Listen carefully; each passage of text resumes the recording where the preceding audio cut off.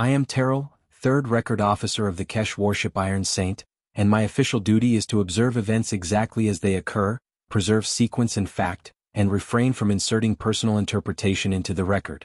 I will fail at the last part immediately. Some failures deserve paperwork. Some deserve shame. And some deserve to be written down in language sharp enough that whoever reads it later understands that an entire ship can be defeated long before anyone admits the word defeat belongs in the room. This is that kind. At the time, of course, we did not think we were losing anything. At the time we believed we had found salvage. The contact first appeared on long-range sweep at the edge of the Varen drift, barely inside our patrol corridor and moving with all the confidence of debris that had run out of reasons to remain organized. The hull was scarred. The engines were cold. One stabilization fin had been torn clean off. Atmosphere vented from 2 separate breaches in thin glittering streams that caught the sensor light like cracked glass. If you had painted the words easy opportunity across the forward plates, Commander Jor-Hal would not have considered the message an oversimplification. Jor-Hal was a magnificent officer in the way ceremonial blades are magnificent, polished, expensive and much more dangerous to the people holding them than they first appear. He had the long crest of old command stock, for campaign sashes braided into his shoulder harness, and the settled certainty of a male who had spent the last decade boarding smaller vessels, taking what he wanted, and receiving praise for the efficiency with which he called that process doctrine. "A crippled human scout," he said from the command dais, looking up at the tactical image as if the universe had finally remembered to arrange itself decoratively in his favor. "Alone." Navigation Officer Sevek made the agreeable throat click that meant you are obviously correct and I value remaining employed. The image rotated. Small vessel. Civilian adjacent frame. Emergency beacon cycling weekly. No escort signatures. No active weapons. No nearby friendlies close enough to matter. Everything about it suggested the same conclusion. Bad day, bad luck, wrong corridor. Our intelligence files on humans at that time were not non-existent, merely arrogant. We knew they were adaptive. We knew they repaired things longer than most species considered rational. We knew their engineers had an unhealthy relationship with improvisation. What we did not know, or rather what Command had repeatedly decided did not warrant altering any important assumption, was that humans also possessed a very irritating habit of remaining dangerous after all proper metrics had classified them as finished. I knew it or suspected it. That is not the same thing as power. I had been filing notes on human ship behavior for 3 years by then, little observations buried in recorder supplements nobody senior read unless something had already gone badly enough that they needed hindsight quickly. Human vessels repeated certain patterns. They compartmentalized damage aggressively. They distributed tools redundantly. They trained technical crew to think in stress spirals instead of task ladders, which meant that when other species froze under compounded failure, humans often became clearer. None of that made them invincible. It simply made them a poor choice for the category Commander Jor-Hal loved most. Manageable. "Prepare a boarding detail," he said. No one objected. Why would they? We had guns. Armor. Internal numbers. Environmental control. Marines who could snap a human in half if the problem ever reduced itself to the kind of simplicity Marines enjoy. Across the pit, 2 sensor clerks were already marking the contact as a recovery asset. Someone in comms requested preliminary salvage claim forms before we had even matched velocity. That should tell you everything about our mindset. Not caution. Not threat assessment. Paperwork. I recorded the time stamp, the drift coordinates, the hull condition, and the commander's boarding order in the official log. Then, because long service teaches a few private rituals even to people without rank, I opened a secondary note under my personal observation channel and wrote one line. Humans do not usually survive this quietly unless quiet is useful. I did not send it. There is a reason for that, and it is not courage's opposite exactly. It is the more ordinary failing from which most military disasters are assembled. The moment when a person recognizes unease but also recognizes the room around that unease and decides, almost kindly, not to burden anyone important with a feeling they are unlikely to respect. So I kept the note private. Commander Jor-Hal stood from the dais, stretched his shoulders once, and announced that he would personally oversee intake because if there were survivors aboard the drifting vessel, he wanted the first conversation conducted under proper command presence. He said this as if proper command presence were a force of nature. Below the tactical screen, the wounded human craft rotated slowly against the black. One side burned almost to the frame. Its beacon flashed again, weak and regular, less like a cry for help than a pulse still too stubborn to stop. "Bring it in," Jor-Hal said. And because the universe is often willing to let arrogance finish its sentence before correcting it, that is exactly what we did. The human vessel identified itself, eventually, as the Mercy of Dawn, though at the time it looked less like mercy and more like whatever remained after mercy had left in a hurry. Its transponder was limping. Its power output was inconsistent. Its outer hull had been opened in 3 places with a tidy violence that suggests weapons fire rather than accident. And when our grapples took hold and the tow fields drew it into position off the Iron Saint's port boarding cradle, there was no resistance at all. That last part pleased Commander Jor-Hal immensely. "You see," he said to no one in particular, which is the preferred audience for officers making predictions come true by force of preference. "Whatever happened to them happened before we arrived.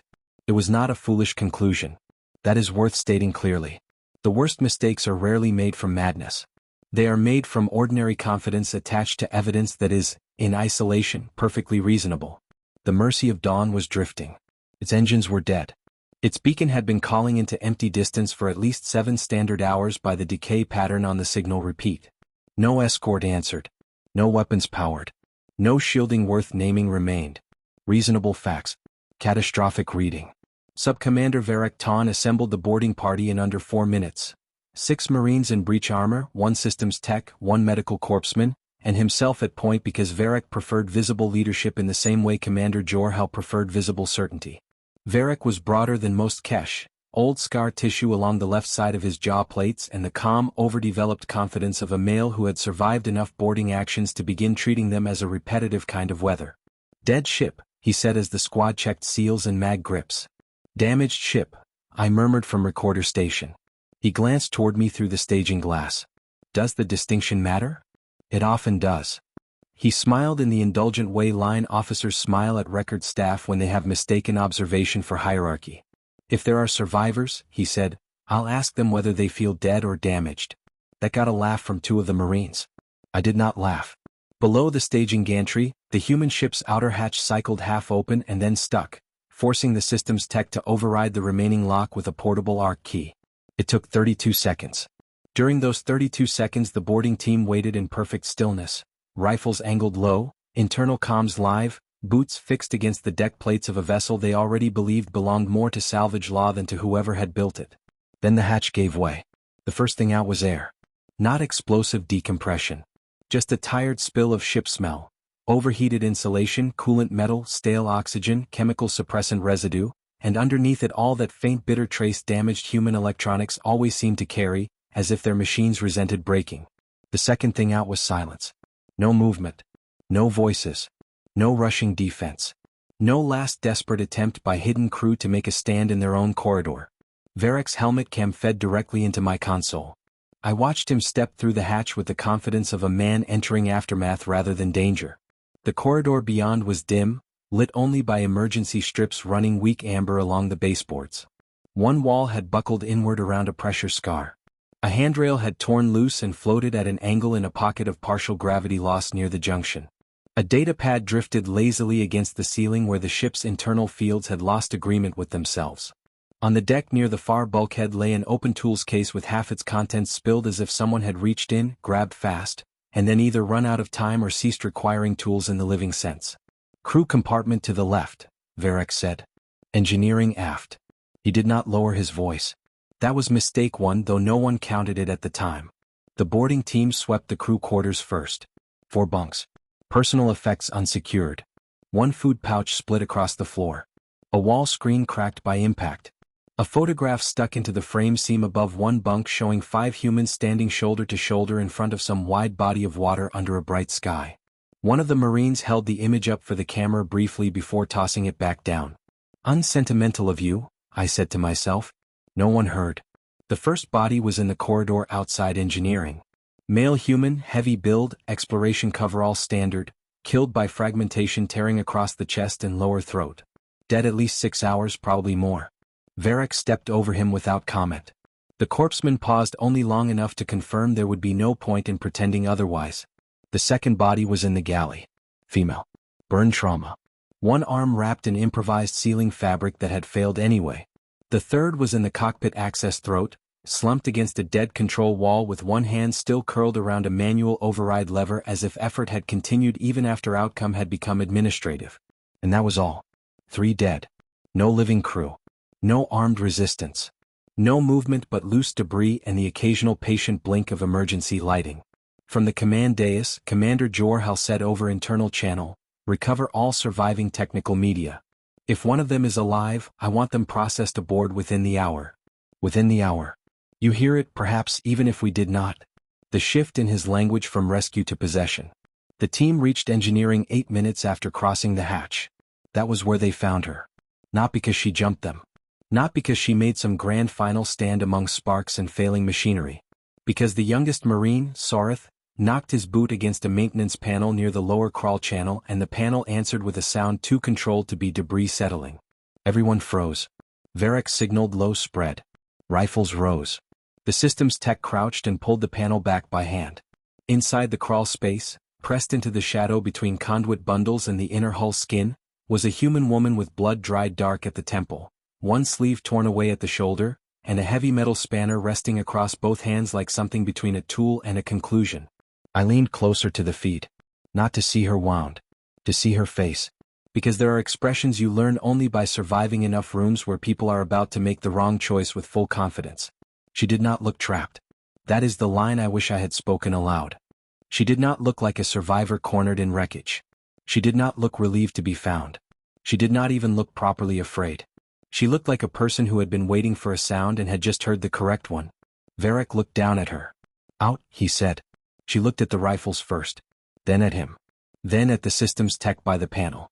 Then past all of them once, quickly, not like a frightened person searching escape routes but like a professional updating a room model. Only then did she speak. "Put one of those away," she said in trade standard, voice rough from bad air and disuse. "They make everyone slower." 2 of the Marines laughed. Varric did too. That laughter lasted less than 2 seconds, but I would later come to think of it as the exact duration of our innocence. Because once she climbed out of that crawl space, slowly, carefully, still holding the spanner until one Marine realized no one had actually told her to drop it, nothing that followed was ever really about a prisoner. It was about a ship. And which side of the conversation understood that first? Subcommander Varric Ton made the correct procedural decision and the wrong practical one. The correct decision was not to drag her out of the crawl space by force. Injured survivors, even human ones, are more trouble when startled into stupid courage. The wrong practical decision was assuming the absence of immediate resistance meant the moment belonged to him. "Drop the tool," he said. She looked at the spanner in her hands as if briefly surprised to find it still there. Then she set it down very carefully in the crawl space beside her knee. That should have unsettled someone. Not because she obeyed. Because of how she obeyed. Panicked people let objects go. Angry people throw them. Defiant people keep holding them until force makes a point. She placed the spanner exactly parallel to a conduit housing and only then shifted her weight forward to crawl out. Every motion economical. No wasted breath. No visible rush. She was smaller than I expected, though human measurements are often deceptive in the same way certain blades are deceptive. Medium height. Dark hair knotted clumsily at the base of the skull with what looked like a strip torn from her own sleeve. Dried blood at the temple. One boot intact, the other replaced by a wrap of insulation cloth and fastening tape. Her left shoulder moved badly, which suggested either strain or a partial dislocation she had been ignoring for too long. She came out of the crawl space under 6 rifles and 1 systems lamp, stood when told to stand, and looked at each Marine in turn with the slow exactness of a quartermaster counting crates. Not fear. Inventory. Varric noticed it too, I think, but in the wrong category. He interpreted it as nerve. A captive trying not to look weak in front of the people who had won. "What is your name?" he asked. She hesitated for one breath. Irina Vale. Not because she had forgotten it. Because she had chosen the time required for the room to hear it. Rank? Chief Systems Engineer. Military? No.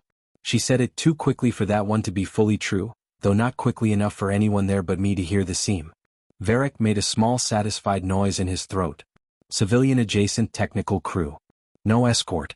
No surviving team. 1 damaged ship. Every answer was helping him construct the version of events he preferred. How many crew were aboard? 6. We found 3 bodies. Yes. You are the 4th. Yes.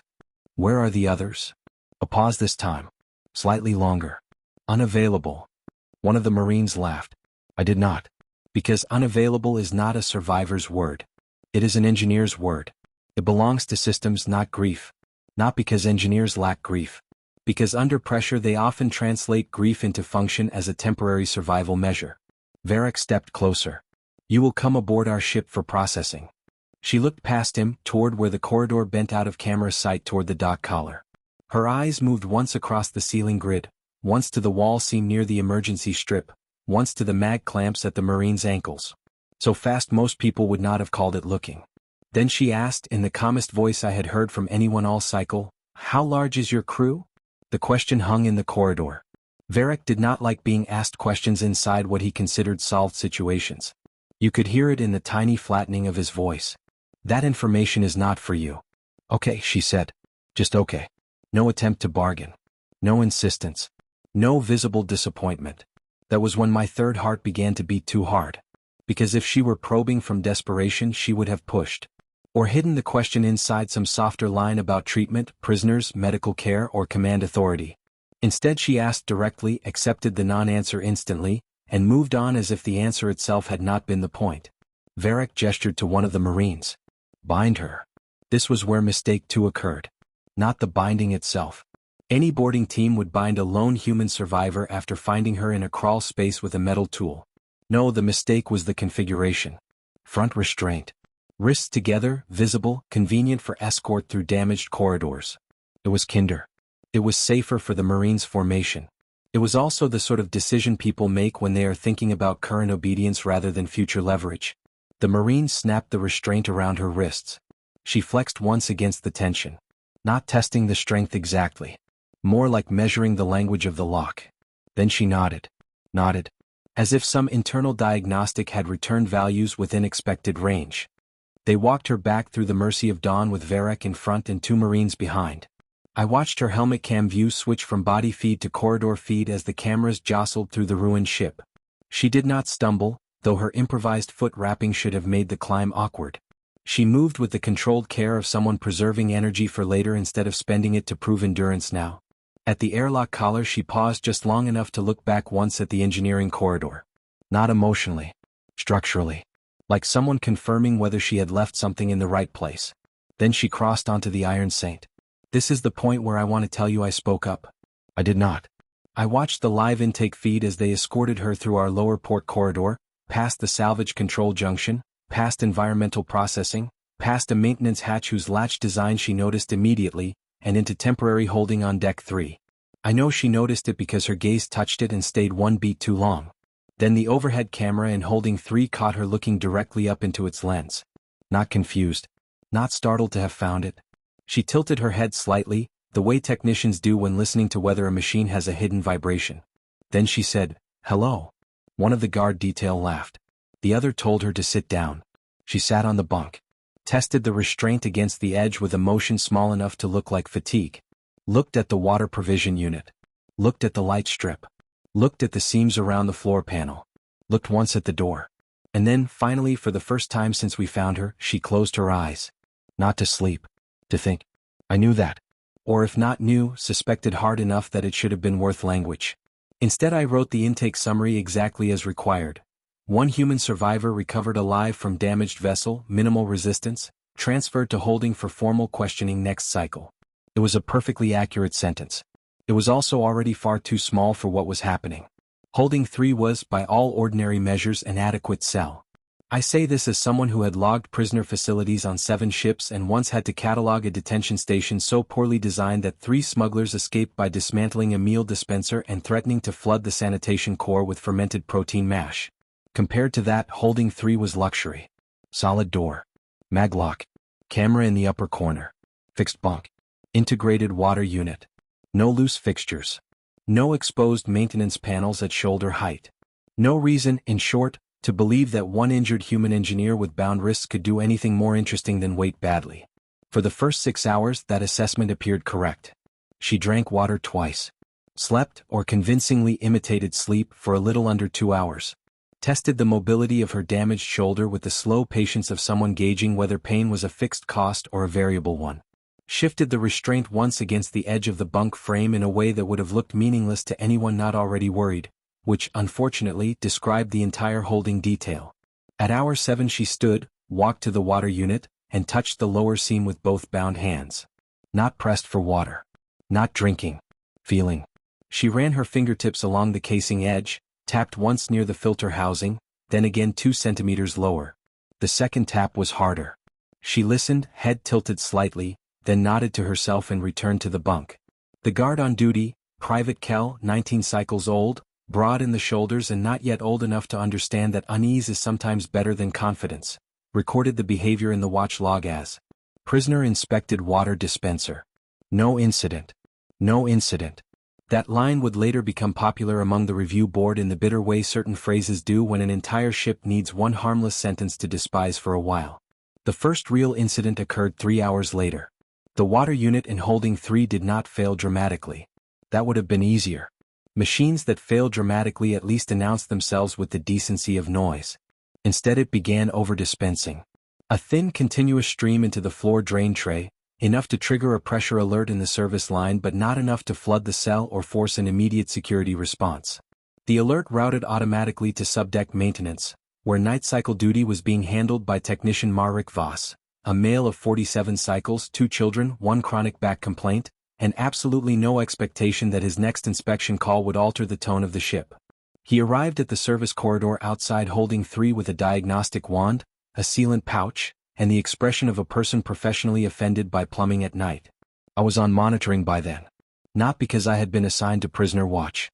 Because after 6 hours of feeling uncomfortable for reasons no one above me considered operational, I had begun checking the cell feed every 14 minutes as a private superstition against future stupidity. Marek opened the wall access panel servicing the holding block's water line and knelt. From his angle, Holding 3's occupancy light was still green. Locked. Contained. Routine. He ran the wand across the pressure regulator housing and frowned. In the cell, Irina Vale remained on the bunk, facing the wall. Still. Apparently asleep. The water unit continued its soft, wasteful spill. Marek leaned farther into the service panel. That was when the tapping started. Not loud. Not urgent. A patient, irregular metallic rhythm traveling through the line housing from the far side of the bulkhead. The kind of sound maintenance personnel are trained to hate because it implies one problem has acquaintances. Marek paused, listened, and glanced toward the holding corridor. The green light remained green. He went back to work. Later, our engineering review would determine that Irina had spent roughly 9 hours turning the restraint housing on her wrists into a precision abrasion tool. Not enough to damage the binding itself. Enough to shave insulation from the inner maintenance seam hidden behind the water unit casing and introduce a fault into the pressure sensor that would create exactly the kind of minor service alert a lone technician would answer personally. I want to stress how specific that is. Not strength. Not luck. Not humans are crazy, which is the explanation lazy officers use when they mean they have encountered competence in an unexpected shape. Specificity. She did not break the unit. She tuned the problem. Marek found the regulator fault and reached in to reseat the contact arm. Then something moved behind the maintenance cavity that should not have had room to move. His hand jerked back. He made a short, very undignified sound. The panel door swung wider. And the next 4 seconds passed mostly outside the clean angle of both corridor and cell cameras, which is still, in my professional opinion, extremely rude of them. When the service panel settled back, Marek was on the floor, his own utility restraint wrapped around wrists and ankles with humiliating neatness, his access card gone, his comms unit gone, and Holding 3's occupancy light had shifted from green to red. Red meant the door had opened. From inside. The alarm followed 1.5 seconds later. I arrived at the monitoring station 22 seconds after that and nearly collided with 2 security ratings already trying to understand why the cell feed showed an empty bunk, an open water unit, and 1 technician's tool pouch sitting on the floor like evidence in search of better supervision. "Where is she?" I asked. Private Kell pointed with 1 shaking claw at corridor feed 7. There she was. Moving left at the junction toward internal systems access. Not running. Not stumbling. Not acting like an escaped prisoner at all. She was walking with Technician Marek's access card in one hand and his comms unit in the other, the restraint gone from her wrists, bare shoulder blood-stained, 1 improvised foot wrap whispering against the deck plating with every 3rd step. She glanced once at an overhead maintenance strip as she passed it, as if noting which way the cable trunking ran. I sat down hard at the console. "Get Sub-Commander Varek," I said. "Now." One of the ratings hesitated. "Where is she heading?" I looked at the corridor map, at the angle of her route, at the access tiers she had just bypassed without even glancing. Not flight deck. Not medical. Not outer lock. She's not trying to get off the ship, I said. That was the moment the whole shape changed. Until then we had a prisoner escape. Embarrassing, yes. Fixable, certainly. The kind of failure officers survive by blaming shift discipline. But if she was not trying to leave, then the cell had not been confinement. It had been staging. And the Iron Saint, without anyone important noticing, had just become the thing she was working on. The lockdown order went out 26 seconds after I said it. That sounds fast. It was not fast enough. Bulkheads along Deck 3 began sealing in sequence, mag doors dropping one after another with the heavy mechanical certainty of a ship reassuring itself that hardware can still correct what judgment has mishandled.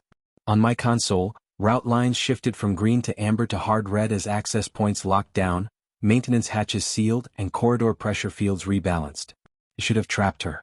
Instead it mapped her intelligence.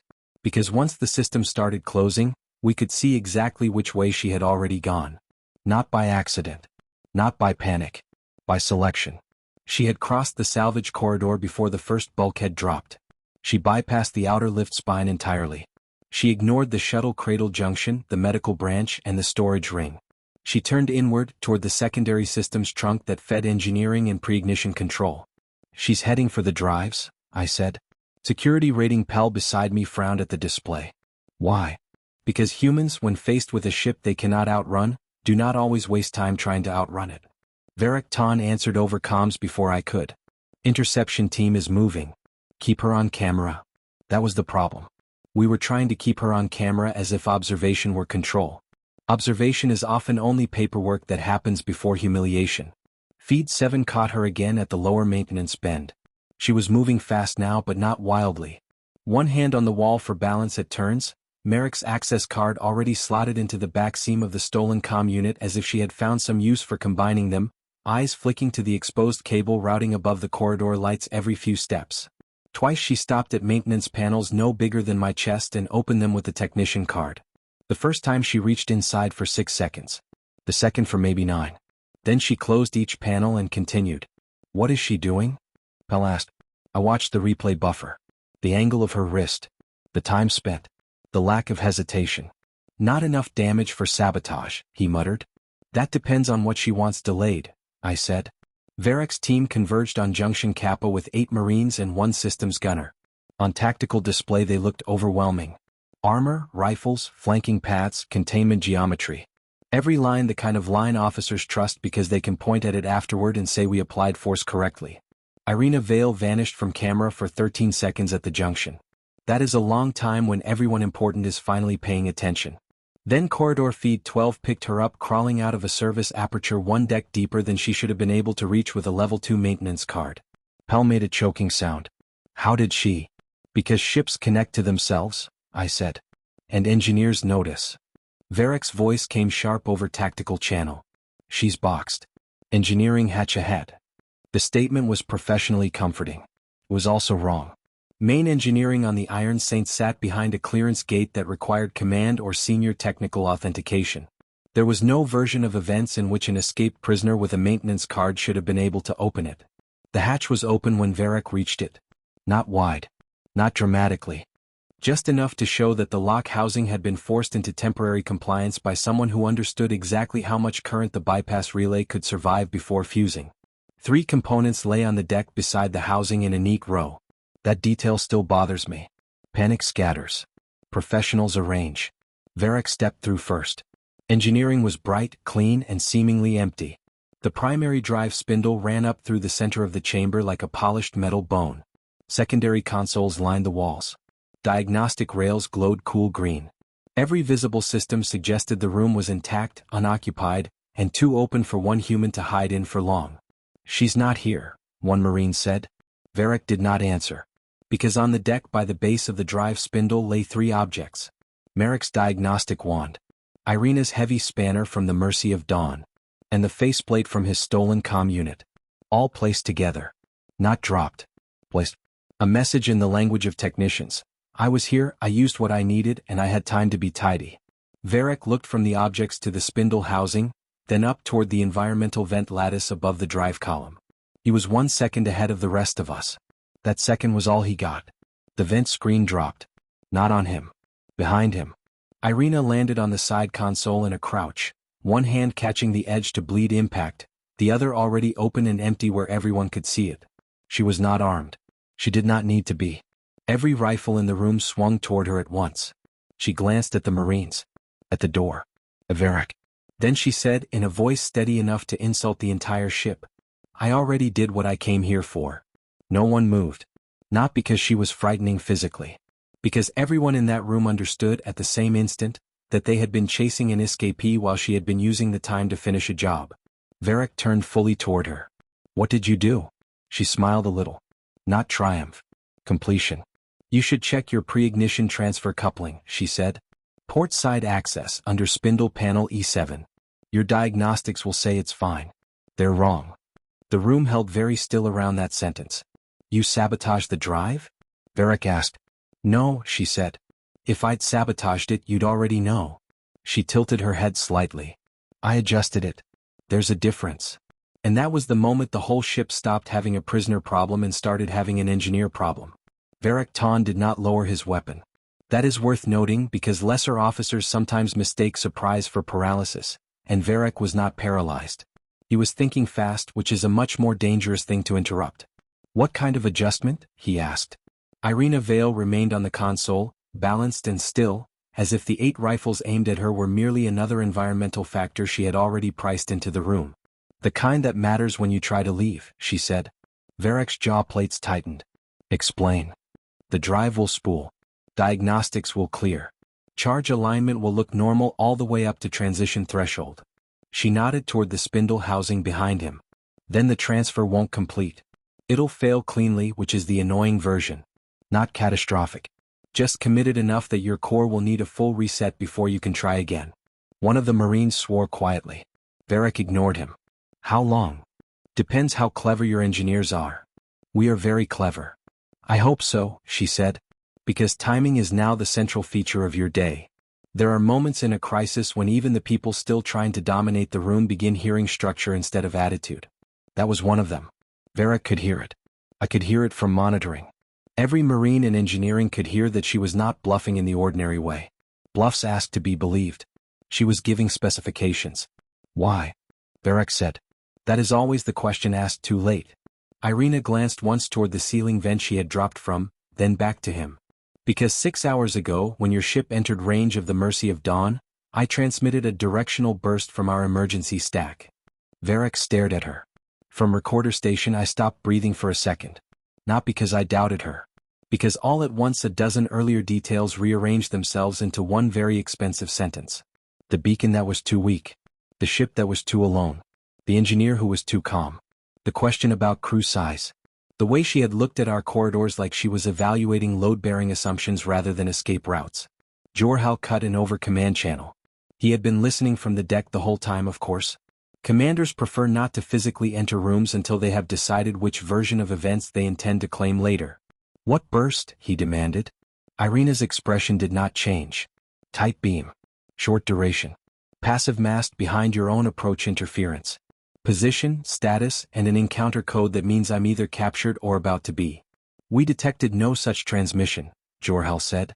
"I know," she said. "I made that part difficult on purpose. That landed harder than the sabotage. Because sabotage is at least familiar. Hidden transmissions, time-delayed signaling, and confidence precise enough to explain technical concealment while standing unarmed in someone else's engine room, that belongs to a different category of problem." Varric took one careful step closer. "Who received it?" She looked at him for a long moment, and I remember thinking, not for the first time, that humans are uniquely unnerving when they choose patience in the middle of threat. Most species show relief when the larger weapon enters the story. Or triumph. Or vindication. Irina Vale showed none of those. "An assault tender out of the Narrows line," she said. "Bigger than your ship. Faster than your ship. Close enough now that your drive problem is no longer academic." One of the Marines turned his head just enough to betray that he understood the scale immediately. Jor-Hal said, "Too fast, it will not arrive in time." That was the exact wrong thing to say. Not because it was impossible. Because it revealed the first shape of hope he had left. Outrun the consequence, restore the drive, preserve the narrative. Irina heard that too.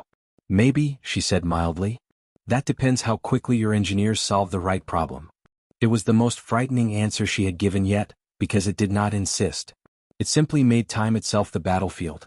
Varek's weapon remained steady. And if we don't? Then your ship stays here when it meant to leave, she said. And when the responding vessel arrives, the conversation gets larger. There was a long silence after that. Not shocked. Not loud. Just the quiet recalculation of people realizing that the unarmed prisoner had never been trying to win with backup alone. She had already made herself enough of a disaster. The bigger ship was only there to decide what happened after we finally admitted it. Commander Jorhal responded to the drive news exactly as officers of his temperament always do when reality begins making them look decorative. He expanded the problem. That sounds absurd, but expansion is one of command's favorite substitutes for understanding. More orders. More guards. More sealed sections. More people moved into motion so that motion itself can pretend to be control. Secure her, he said over command channel. Seal engineering. Lock all secondary access. Priority repair on the transfer coupling. We clear this sector before anything arrives. Irina Vale, still standing on the console with 8 rifles aimed at her, nodded as if he had announced a weather forecast she found plausible but incomplete. Varek took her into custody again. This time they bound her wrists behind her back. This time they put shock cuffs on her ankles. This time they moved her to Holding 7 on Deck 1 because Holding 7 had no water unit, no exposed maintenance seams, no service crawl access, and a door built after the Kellen mutiny specifically to discourage the kind of improvisation lesser engineers call impossible right up until someone better makes them look sentimental. I watched all of this from recorder station and experienced for a brief irresponsible moment the temptation to believe we had finally done the sensible thing. Then I remembered the 2 maintenance panels she had opened on the way to engineering. Not the drive room. Not the comm burst. The panels. No one was talking about them because everyone important was busy solving the biggest visible wound. That is another institutional flaw worth preserving for study. Large problems attract authority so effectively that small ones are permitted to ripen. Head engineer Sarvek reached the transfer coupling 12 minutes after engineering was secured. Sarvek was one of the best mechanics aboard the Iron Saint, which meant he possessed 3 useful qualities in equal measure: discipline, pettiness, and personal offense at badly designed machinery. He scanned the portside pre-ignition array, pulled the spindle housing, and then went perfectly still. What? Jorhal snapped. Sarvek did not answer immediately. He kept the diagnostic wand in place and leaned in closer with the expression of a male encountering something so elegant it had become disrespectful. Commander, he said at last, she did not damage the coupling. She taught at the wrong timing. No one on the bridge said anything. Sarvek continued, professional disgust sharpening every syllable. She introduced a synchronization fault into the transfer anticipation cycle. The system will believe it is aligned until the final handoff and then refuse transition to protect the core. It is extremely neat. A beat. I dislike how neat. How long to fix it? 90 minutes if nothing else goes wrong. Then fix it. Yes, Commander, Sarvek said, which in engineering dialect meant I am already doing that and resent your involvement. Jorhal turned to me. Log that the ship remains fully combat capable. I did log it. Then, privately, I wrote, combat capable is not the same as departure capable. Holding 7's camera showed Irina sitting on the bunk, ankles bound, wrists secured behind her, staring at the ceiling with the remote patience of someone waiting for a calculation to finish. She did not test the door. She did not inspect the walls. She did not speak to the guard detail. That was what finally frightened me. When clever prisoners stop probing, it usually means the current room is no longer the relevant room. 31 minutes into Sarvek's repair cycle, the lights flickered. Not full blackout. Just a brief downward shiver through the secondary grid, the kind of fluctuation ships survive every day without narrative consequence. Jorhal dismissed it instantly. Engineering load transfer, he said. Sarvek's voice came back over comm too fast. Negative. That was distribution instability. My fur rose along the spine. I pulled up the path map. Then the maintenance logs. Then the corridor feeds from the route Irina had taken earlier. The 2 panels. Of course. She had never been doing one thing at a time. We had merely been processing her sequentially because sequential thinking is how large crews comfort themselves. The second flicker hit harder. Bridge side stations dropped and returned. Targeting rails desynced. 2 interior bulkheads on deck 2 froze mid-cycle. The tactical board went dark for 4 seconds and came back missing 3 external feeds. Sarvek swore openly on command channel, which he had never done in my hearing. She planted a delayed cascade in the secondary distribution net, he said. I am seeing triggers in 2 separate trunks. Jor-Hal's neck plates shifted color. Not panic. Not yet. But the first honest color of the day. Holding 7's camera remained live. Irina had not moved. She looked almost bored, which I suspect was unfair to boredom. Can we contain it? Varric asked. Sarvek answered with the voice of a male being forced to respect an enemy against his will. I can contain anything given time. She is specifically attacking whether we have any. That was the moment I understood the true shape of what she was doing. The drive coupling had never been the whole play. It was the clock. Everything else was being built around how we would spend the time she had purchased. I keyed open my recorder slate, hands suddenly much steadier than I felt, and spoke the line before I could stop myself. Commander, I said, every repair we are making is aimed at the last version of her. Silence followed. Then Jor-Hal said, with flat tiredness replacing outrage for the first time, Recorder Teral, I sincerely hope you are wrong. I looked at Holding 7. At Irina. At the stillness. At the ceiling she seemed to be listening to as if the ship were speaking in a language only engineers bothered learning. No, Commander, I said. So do I.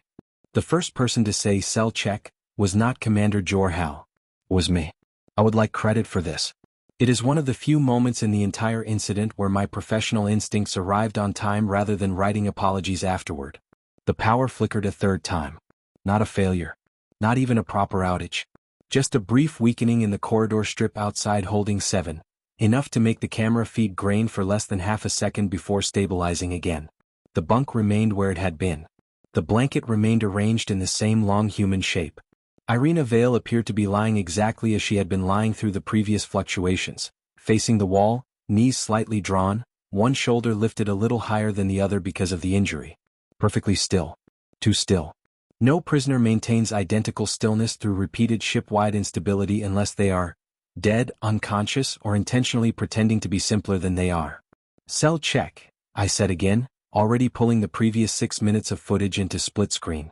Bryn, still at holding duty because no one had yet decided that the unfolding crisis warranted replacing a 19-cycle rating on his first containment shift, looked at me in blank alarm. The camera shows. I know what it shows. I stepped through the feed frame by frame. Intake. Escort detail. Door seal. Irina sitting down. Blanket unfolded. One hand, still behind her back at that point, adjusting the lower corner of the bedding near the wall seemed longer than comfort required.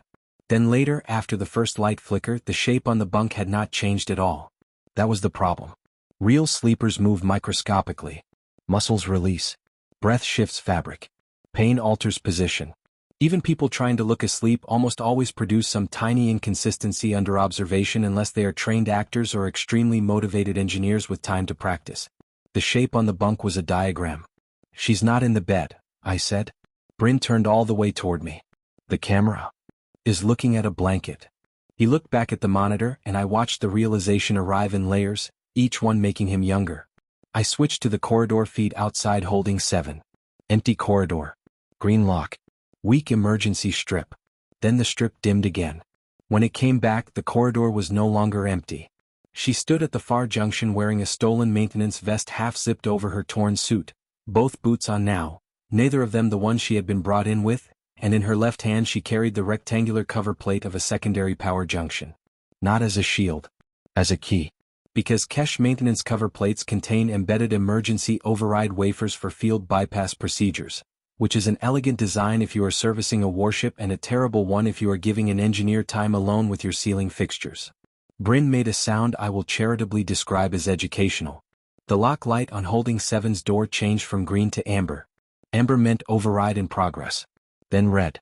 The door slid open on an empty cell containing a bunk, a blanket arranged around 2 folded pressure pads and 1 rolled jacket into the rough silhouette of a sleeping human, and 1 severed ankle cuff lead tucked neatly beneath the edge of the mattress as if to spare the next investigator unnecessary confusion.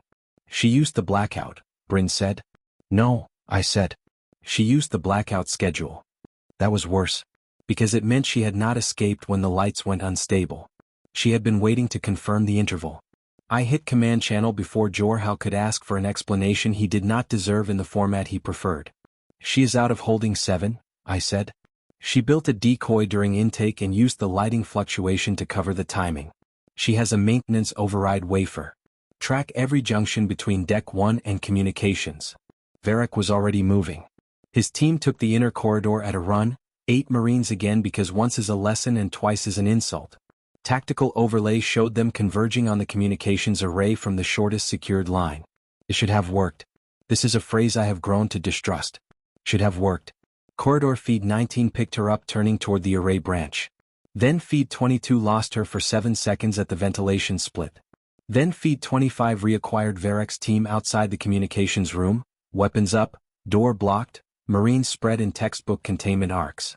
"She's pinned," one of the bridge officers said. I did not answer.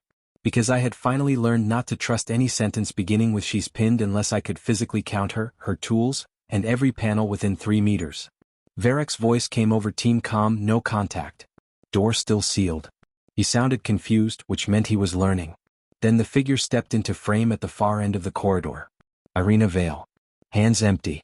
Walking toward them, not away. Expression calm enough to be offensive. Varric raised his rifle. "Stop." She did. 8 Marines. 1 human. 1 sealed communications door between them. At least that was what the room believed for almost 2 seconds. Irina looked at Varric. Then at the door. Then, very deliberately, at the ceiling vent above the communications hatch. Varric followed her gaze. So did I. The vent grill was hanging open. Not wide. Not theatrically. Just enough. And because understanding is crueler when it arrives all at once, every person watching the feed realized in the same instant that she was not on her way to communications. She had already been there. She had gone through the ceiling, entered the array, done whatever she came to do, and come back out into the corridor before Varric's team even finished sealing the approach. The Marines were not intercepting her. They were meeting her on the return trip. Varric said very quietly, "No." Irina Vale gave him the first almost smile I had seen from her all cycle. "Done," she said. "Thank you for giving me the time." And that was the exact moment the ship stopped pretending it still understood the order of events. No one fired. That, more than the open vent or the impossible second escape or the maintenance override wafer still clutched in Bryn's shaking hand back at holding, is what I think about most when I replay the corridor footage. 8 rifles. 1 unarmed human. Clean line of sight. Command authority intact in theory. And not 1 Marine pulled a trigger. Because by then the room had changed species. Not literally. We remained Kesh, armored and angry and increasingly humiliated aboard our own vessel. But the logic inside the corridor had become human logic, which is to say the useful question was no longer can we overpower her. But what else has she already done that makes overpowering her the least important part of the problem? Varric knew it. You could see it in the way he held the rifle. Steady, trained, but no longer committed to the fiction that killing her would end the event cleanly. "What did you transmit?" he asked. Irina stood with 1 hip slightly angled, weight off the injured shoulder, face completely still. "Status," she said. "Identity confirmation. Position. Condition. Yours and mine. From our array. Yes." "You were in there how long?" "Long enough." That answer would have infuriated Commander Jorhal under normal circumstances. Fortunately for truth, we were no longer operating under normal circumstances. We were operating under the conditions created by a captured engineer who had escaped 2 cells, rewritten our sense of what counted as a locked system, delayed our drive, wounded our power stability, and reached the communications array before the people securing it finished understanding which direction she had been traveling. From the command dais, Jorhal's voice hit the channel at last. "Bring her to the bridge." Irina glanced toward the nearest camera, not because she needed to know where it was, but because she had already known where it was and was now acknowledging the voice on the other side. "That would be inefficient," she said. The corridor went very still. One of the Marines actually half-stepped forward in outrage before Varric checked him with a claw gesture sharp enough to leave marks in pride. Jorhal's reply came back edged so hard with contained fury that even static seemed unwilling to stand near it. "You are in no position to assess efficiency." Irina considered that for exactly 1 breath. "Commander," she said, "with respect, I am the only person currently aboard this ship who knows the full list of things I've altered. That gives me more position than you would probably enjoy if you sat with it." I should not have admired that line. I admired it anyway. Not because it was insolent. Because it was mechanically correct. That is what made her so difficult. She never needed drama when engineering would do. Jorhal said, "Then list them." "No." A Marine made a small involuntary sound at that. Not fear exactly. More the bodily acknowledgement that an interaction has now crossed into a category no drill manual prepared correctly. No. Jorhal repeated. No, Irina said. Because if I start listing modifications, you'll stop hearing the part that matters and begin prioritizing the ones you think you understand. I need you to hear the part that matters first. There was a pause long enough that I realized, with a kind of cold admiration, that she had just ceased pacing from the commanding officer of the Iron Saint and no one in the ship had any clean procedural tool to take it back. Then she said, I transmitted a full status packet to the vessel responding to my first signal. I also transmitted an instruction. Varek's eyes narrowed. What instruction? That they hold position. The corridor remained silent. From the command deck someone, not Jorhal, maybe tactical, maybe Yara from comms, said too quietly to mean to, why? Irina heard it anyway. Because I do not want them firing on your ship, she said. Not if I can avoid it. That landed harder than a threat would have. Threats are easy. Threats let officers become themselves again. A threat means posture matters. Tone matters. Counterforce can be imagined. One can return to the warm familiar architecture of violence and call that stability. Mercy is worse. Mercy implies the larger force has already arranged enough control to afford preference. Varek said very carefully, you expect us to believe you are helping us. No, she said. I expect you to notice that I have been helping you for the last 4 hours and you keep classifying it incorrectly. I laughed. Actually laughed. Not loudly. Not enough to trip discipline review later. But enough that Pell, 2 stations over at recorder support, turned and stared at me as if objectivity had finally broken something structural in my head. Because she was right. She had not blown the drive. She had not vented the corridors. She had not killed Marrik when she could have. She had not triggered her backup ship into immediate engagement after reaching comms. Every move she made had been maximally persuasive and minimally destructive, which is a category of force our command culture never understood well because we associated restraint with weakness and therefore failed to recognize it when it arrived carrying complete control. Jorhal spoke again and the shape of his voice had changed. Not softer. Worse. More honest. If your responding vessel is holding, he said, then what exactly do you want? Irina looked at Varek first, then at the camera, then beyond all of them to the commander she had probably modeled long before ever stepping onto the Iron Saint. I want to leave, she said. Me now, alive with no one deciding that further processing sounds emotionally satisfying. I want to return to my ship or, failing that, a shuttle with clear departure corridor. In exchange, I transmit a stand-down confirmation and you keep the next several hours from becoming much more educational than anyone here needs. Jorhal did not answer. So I did the stupidest and most useful thing I had done all cycle. I keyed recorder privilege into command comms and said, Commander, permission to state assessment. Silence. Then clipped, state it. So I did. She has escaped every confinement measure we've used. She has accessed engineering, power distribution, lockdown sequencing, and communications. We do not know the full extent of her modifications. We do know she has repeatedly chosen controlled pressure over maximal damage. If she wanted dead crew, we would already have them. If she wanted panic, she has had multiple opportunities. What she is offering now is the first survivable version of this event I have seen. The corridor cameras showed Irina turn her head slightly, not toward the Marines, not toward the comm pickup, toward me, or rather toward the voice that had finally said out loud what the ship had been circling for an hour. Jorhal's next silence was the worst yet, because it was no longer the silence of disbelief. It was the silence of a commander discovering that the cleanest available option now belongs to the prisoner. No one fired. That, more than the open vent or the impossible second escape or the maintenance override wafer still clutched in Bryn's shaking hand back at holding, is what I think about most when I replay the corridor footage. 8 rifles. 1 unarmed human. Clean line of sight. Command authority intact in theory. And not one Marine pulled a trigger. Because by then the room had changed species. Not literally. We remained Kesh, armored and angry and increasingly humiliated aboard our own vessel. But the logic inside the corridor had become human logic, which is to say the useful question was no longer can we overpower her. But what else has she already done that makes overpowering her the least important part of the problem? Varek knew it. You could see it in the way he held the rifle. Steady, trained, but no longer committed to the fiction that killing her would end the event cleanly. What did you transmit? He asked. Irina stood with one hip slightly angled, weight off the injured shoulder, face completely still. Status, she said. Identity confirmation. Position. Condition. Yours and mine. From our array. Yes. You were in there how long? Long enough. That answer would have infuriated Commander Jor-Hal under normal circumstances. Fortunately for Truth, we were no longer operating under normal circumstances.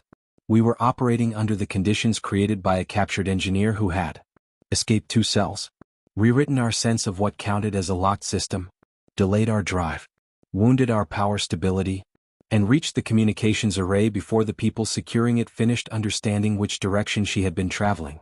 From the command dais, Jor-Hal's voice hit the channel at last. Bring her to the bridge. Irina glanced toward the nearest camera, not because she needed to know where it was, but because she had already known where it was and was now acknowledging the voice on the other side. That would be inefficient, she said. The corridor went very still. One of the Marines actually half-stepped forward in outrage before Varric checked him with a claw gesture sharp enough to leave marks in pride. Jor-Hal's reply came back edged so hard with contained fury that even Static seemed unwilling to stand near it. You are in no position to assess efficiency. Irina considered that for exactly one breath.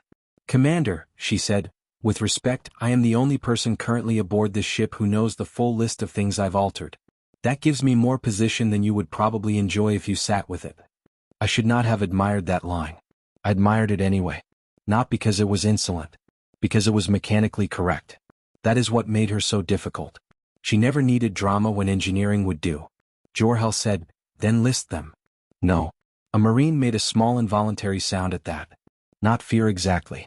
More the bodily acknowledgement that an interaction has now crossed into a category no drill manual prepared correctly. No. Jor-Hal repeated. No, Irina said.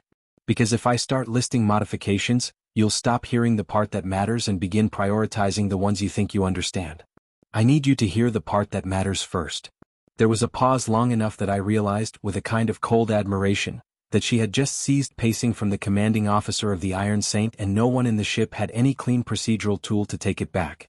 Then she said, I transmitted a full status packet to the vessel responding to my first signal. I also transmitted an instruction. Varric's eyes narrowed. What instruction? That they hold position. The corridor remained silent.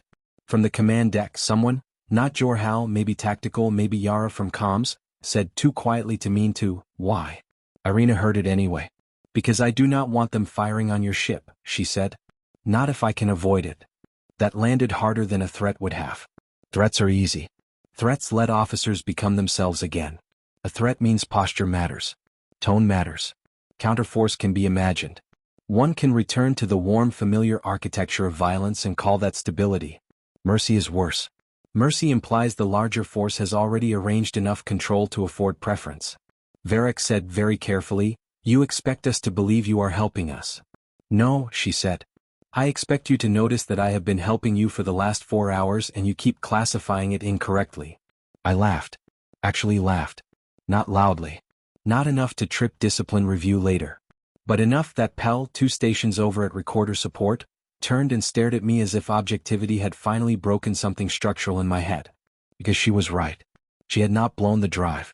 She had not vented the corridors. She had not killed Marrik when she could have. She had not triggered her backup ship into immediate engagement after reaching comms.